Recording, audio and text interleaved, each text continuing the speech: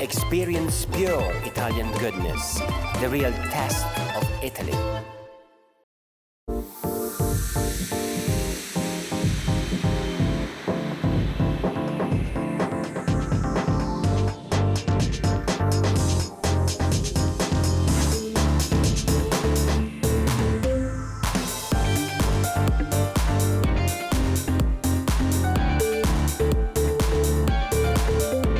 Italian lifestyle, Italian design, Italian culture in London. This is the Italian Factor, and I am Gabriella, your host, joining you in this journey of Made in Italy.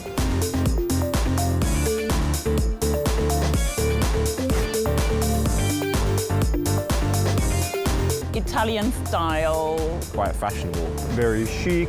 Buongiorno. Italian people as being quite friendly, quite outgoing. They have a slower pace of life. Grazie, tutto bene. It is an amazing country. I think Italian food is really easy on the palate. Italians are definitely beautiful, oh, for sure. Stendhal used to say, beauty is nothing other than the promise of happiness. Today, I have invited Sophie Wellings, welcome, to talk about exactly that, beauty, and obviously according to Italian style. Hi, Sophie. Hi.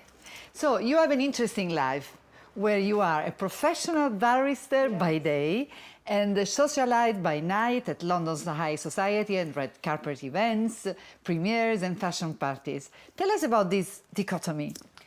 Well, you need to not need much sleep. You need to always have cab money, and you need to have a good secret for making sure your hair can go from being at work to being at a party very quickly. So I plait my hair in a French plait in the morning, wear it under my wig, and then when I come out of court, I give it a bit of a zhuzh, and it's always ready to go. Under the wig? Yes, yeah. This is very interesting. So we talk about beauty, bellezza in Italian, about hair more especially. Yeah. From your experience, how important is hair to a person's overall look? Very, very important.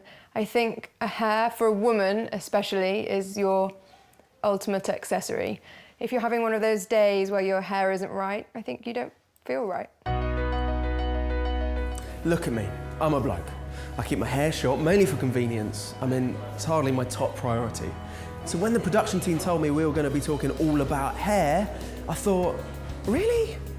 But actually, after some research, it's really quite fascinating. We have hairs on our head and much shorter hairs on our arms and our legs. And that's because the skull has less fat on it, so it needs that hair to stay warm. And to do that effectively, you need about 100,000 hairs. That's more than all the seats in Wembley Stadium. Blondes have even more, they have 140,000 hairs, whereas redheads, a bit less, 80,000 hairs. Our hair grows between 1 and 1.5 centimetres each month. So, with a bit of a calculation, I can tell you that we grow 15 kilometres of hair on our head every year. The hair has its own life cycle. It lasts between 6 and 7 years and then falls out, but it never falls out alone. We lose about 100 hairs a day, which sounds like a lot, but it's actually not that much. It's quite normal. The most common hair colour worldwide is black. Natural blondes make up only 2% of the population, but the rarest colour is red. And the largest redhead population, which is really red, is the Scots, with 15% redheads. Our hair can tell us a lot about ourselves. By studying the composition, we can learn a lot of biological information. For instance, our diet, our blood type, the drugs we take. What it can't tell us is our sex and the music we listen to. Great news for any closet Justin Bieber fans out there. What can a hairstyle tell us about a person? I think it can tell you a lot about a person. I think a person often wears their identity in their hairstyle, and it can portray your confidence. And I think you can tell a lot from a person without even speaking to them from what they're doing with their hair. Donne Capelli, women and hair. Why do you think that hair is so important to us women? I think it helps us with how we feel about ourselves. It's one of those age-old cyclical things, isn't it, about women and beauty radiating from the inside. I think beauty does radiate from the inside. If you're beautiful on the inside, you're beautiful on the outside. But I think it can help if you're feeling beautiful on the outside, to feel beautiful on the inside. And it's one of those things that goes round in a circle. And for men, is it just a myth that men generally tend to take less care of their hair? I think it is a myth. I think increasingly it is a myth. I think increasingly men are being told it's okay to care about how they look and to use products, and I think more men are doing that. I know a lot of men with very, very full cabinets of products in their bathrooms. Hi, I'm Michael John. Nice Hello, to I'm meet Ivan. you. How you doing? What can I do for you? I'm here for a haircut. Ah, good. Good, good. We have an event or something tonight? Yeah, no, so I'm going out tonight for a bit of a posh event. My mum says I'm looking a bit scruffy, so I've come for a neaten up. Ah, okay. Listen, I gotta let you wait like 10 minutes. Maybe I can offer you a massage. That sounds awesome. I'd love a massage. This is Monica. Hello. She's gonna take care of you. Oh, brilliant. Okay, relax, enjoy it. I wish you upstairs for the cut. Fantastic. Looking See you forward later, to it. mate. Okay, here we go. So, how was the massage? That was amazing. I feel so relaxed, so calm. Was not expecting that. Fantastic. Shall I offer you a glass of champagne? Yeah. Rosé champagne from Italy, organic, Aldo Coppola. We also produce wine. I don't want to take care only of the hair. No. Here it must be an experience also, you know. It's a place where you have to spend your time relaxing, taking care of your body, of your hair, but of your soul also. So, for example, my girlfriend, for her birthday, this would be the perfect thing that, you know, could get her come in, do the hair naturally and... But I can say for me it would be like the best present ever. Yeah? Yeah, because we sell a voucher, so she can come over and we reset her from the top to the bottom. Yeah. So you can spend here literally half of a day as you've done the massage. It's gonna come here, we're gonna do the color, we're gonna... I've always thought of hairdressing especially as almost a bit like being a psychiatrist, because you must hear.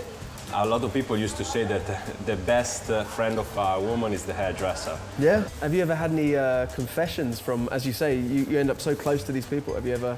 You know, I have a lot of mens. Yeah. And it happens also that sometimes I used to cut every 6 months with a different woman, you know? And the same man with a different woman? Yeah, it happens. Or maybe they have a girlfriend and the weekend they come in with another one. Every time you have to fake it that it's like, oh, finally you got a girlfriend. You wow. know? Oh, nice for you. Nice. Oh, okay. It's looking good. I think, yeah, the cut is done. You're ready for the night. Cheers to that. I go to the hairdresser twice a week, so 8 times per month. And how many times do you go to the hairdresser and what do you get done to your hair? I wish I was able to go twice a week. Unfortunately, my job doesn't let me do that, but I do go as often as I can. And I try to go every 10 days. They have this hair spa treatment that you can get done at Aldo Very Coppola. interesting. Yeah, it's really good and it's very nourishing and it makes my hair feel thicker and just generally very healthy. And do you have any daily rituals that you perform to allow you to have strong and beautiful hair? And do's or don'ts? I've got very straight hair and it's quite difficult to get body into my hair. So if I know I want to have that, the night before, I will often braid my hair or put it in some little buns so that the next morning when I wake up, it's nice and wavy without me having to go through all of the heartache and effort to get it wavy by hand. So that's one of the things that I do. The other thing I try not to do too much is give it too much heat or overcolour it so that the nourishment from my hair goes. I'm your host, Ivan Berry, and welcome to a very special edition of Strictly Come Testing. It's bad to wash your hair every day. False. False. Definitely, yes, true. True. I'm gonna say maybe true. I think that's false because I wash mine every day. Yes. False. Exactly, because you have to allow your skin, your scalp to breathe, and you have to clean the cuticle of the hair. Obviously, if you're using like a cheap product that is rinsing out the lipidic film around the scalp and the hair, this is bad. Stress can cause white hair. True. True. True. Yeah, definitely. Yeah. True. True. Hair is part of our body, so stress causes extremely problem to our body and our hair. It's good to brush through the hair more than 100 times before going to bed. I've heard that's true, but I don't do it. I'm gonna say that's false. It seems like an old wives' tale to me. True. True? I'm gonna go for false because it sounds like an urban myth. I believe that is true. I'm gonna say true. I don't know. No, I don't think so. No. False. But in the past, the granny was suggested the nephew to brush the hair 100 times because it's something disgusting actually, but he was like pulling the oil from the scalp all over the hair. And it's literally oil, so the hair was looking more shiny. Rinsing your hair with cold water makes it shiny. No. True? True. I'll say true, but then you'll say false again. I'll say true. I don't know. No, I don't think so. False. True. Because the cold water is like closing the cuticles of the hair in order that then when you start brushing, it's gonna be more shiny because the cuticle is like a mirror. If you close it properly, it's gonna be much more shiny.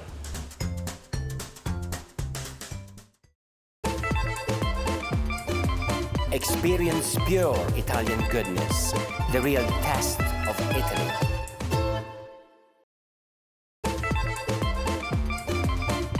Experience pure Italian goodness, the real test of Italy.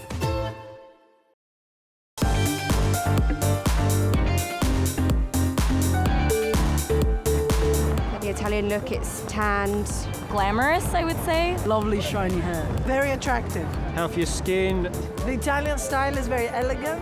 Over the top. Something charming about it. Effortless. Other than clothes, hairstyles have experienced some drastic change in style throughout time. Sophie, how would you summarize the biggest changes over the last 70 years? If you look back at old photographs, you can immediately tell what era it is from how somebody's hair is styled. So you can look back at the 30s and they've got those beautiful waves, or the 60s with the twiggy haircuts when women started to be able to sort of freely express themselves and cut their hair how they wished. And of course the 80s, which some would say was a big, bit of a mistake maybe, lots of crimping and big volume. But I was born in the 80s, so I have a lot of sentimentality for it. Talking about the 80s, I remember Madonna, and with this hair so white, and she used to, of course, to dye the hair. Yes. And once I tried, I did it homemade. It was a huge mistake because after a few days, I mean, the hair actually fall. These are the terrible mistakes you do when you do something homemade. Today, I'm gonna show you, and you're gonna be my assistant, okay? Honored, honored. Thank you. My pleasure. That you're gonna help me through this special technique called chatouche. The chatouche technique is something that is copying the effect of the sun, okay, to make a woman blonde. If you pass me the tool. Yes, this is the sombrero style thing, yeah? Exactly. Okay, lovely. This is like a tool that Mr. Aldo created over the years to follow the effect of the sun on the hair. Mr. Aldo was used to do the highlights 30 years ago, no? Yeah. But the thing is, what he was keep questioning himself, it was how come that the client from the salon, when it's coming out, the color is fake. Very natural. And that's why, as you see, if Nicole looks down, this one will follow the natural growing of the hair. Okay. It's like 2 months of sun of the hair, on the hair. But obviously, if she wants to be blonde today, we cannot send her like 2 months in Miami. No, well, which, I mean, I think you probably prefer that. Yeah. I mean, it wouldn't. Like, Then we're gonna color through just on the top of the section, in order not to go too much inside. Okay. And I'm gonna walk with my hands. That's great. Another Yeah. Oh, nice are you? thing. Okay. You see? I'm gonna walk literally. Which is not traditional either. Normally, most salons would use a brush and brush it on. I want to feel.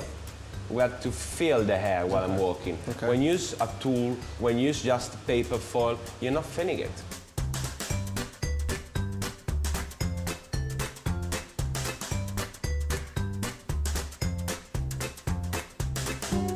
So now this is the special thing I told you before. We're gonna tone her hair to go exactly as the sun would have done. Okay. With this mix of 100% herbs, okay? Right. We call it henna, even if it's not the real henna, because Okay. the henna is red. This is like something is a blend, like 90% of soothing herbs, 6 type of herbs, blends with a bit of henna to give like a bit of gold tones.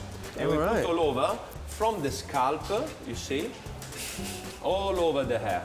It's like when you was a kid, no? Your mom used to not allow you to do these things, but now that we are big, well, you're out, you can do what you want. You roll around in a muddy puddle. Great. So you see, we put all over. We're gonna leave it like for 25 minutes. Okay. And then we rinse, and that's it.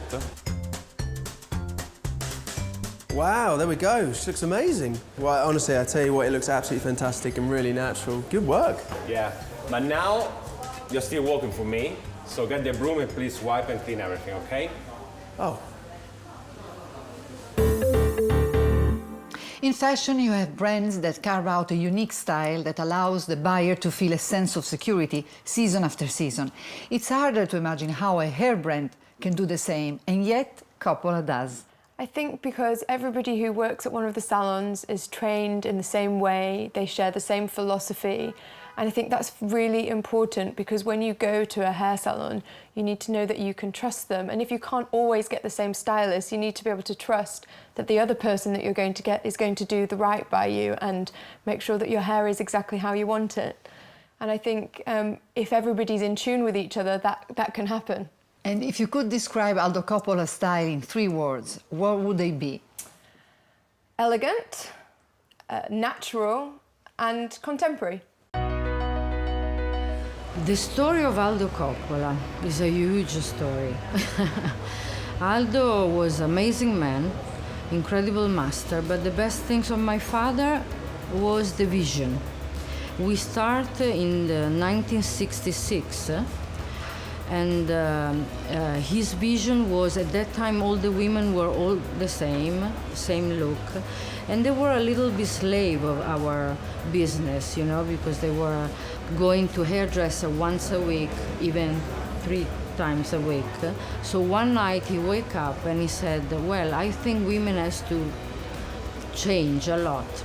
And he invented the first famous haircut, which we call scalato. All the work copy that kind of technique. And from one day to other, he changed completely women. Women start to have a blow drying instead of rolls and all that stuff, and haircut. So it was a big revolution, big revolution. From that on, he understood that the research was the most important thing in our business. That's why every 6 months we invent new technique. You know, Aldo was always saying, beauty will save the world. So whatever you do it, you can put beauty on it. La bellezza salverà il mondo. Beauty will save the world. Do you agree? Well, that's one of those age-old questions, isn't it? I don't think beauty's going to save the world, but I would say this. I think people who are very beautiful have a lot of power, and I hope they use it for good. And how would you describe the Italian beauty? Well, I think the Italian beauty is something that is difficult to achieve, and I think Italian women don't mind the fact that it's difficult to achieve. I think Italian women don't mind working at their beauty and putting a lot of time and effort into making sure that they look good. And I think that's true in all things Italian food, Italian wine, Italian fashion.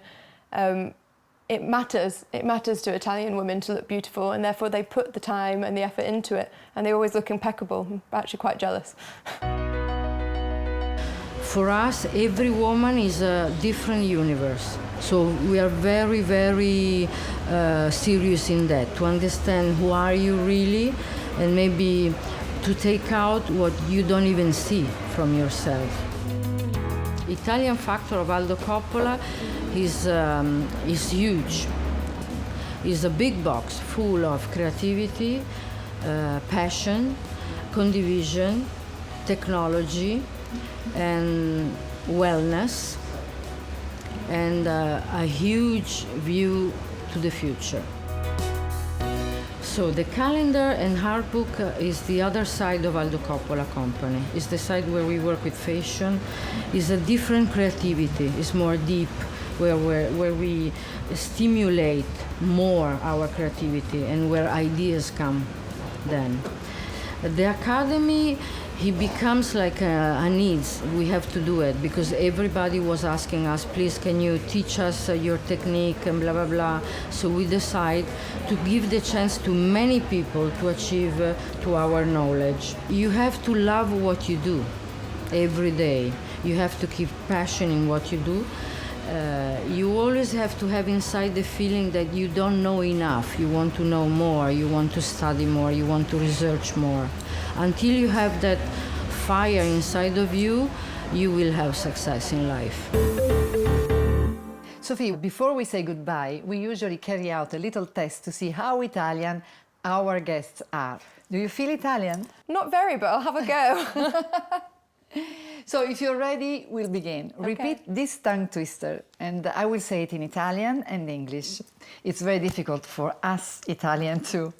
In via dell'Agnolo c'era un pizzicagnolo che aveva un frignolo sul dito mignolo. I repeat it again. In via dell'Agnolo. In via dell'Agnolo. C'era un pizzicagnolo. C'era un pizzicagnolo. Che aveva un frignolo. Che aveva un frignolo. Sul dito mignolo. Sul dito mignolo. Very good. Which in English sounds a bit like in Corner Street there was a cheesemonger who had a spot on his little finger. And in Italian, either the verbs and the words are written in the same way and are, of course, pronounced in the same way. Thank you, Sophie. And one last thing. Generally speaking, what do you think the Italian factor is?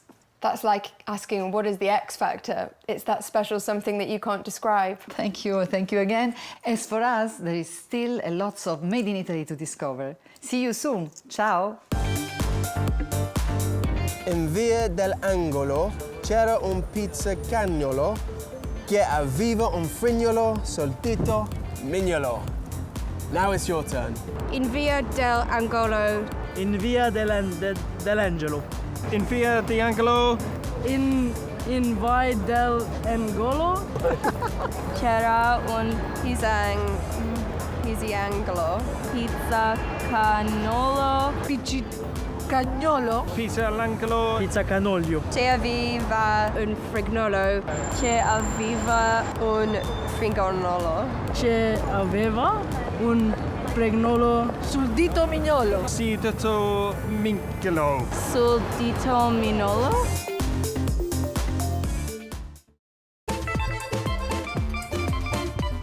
Experience pure Italian goodness, the real test of Italy.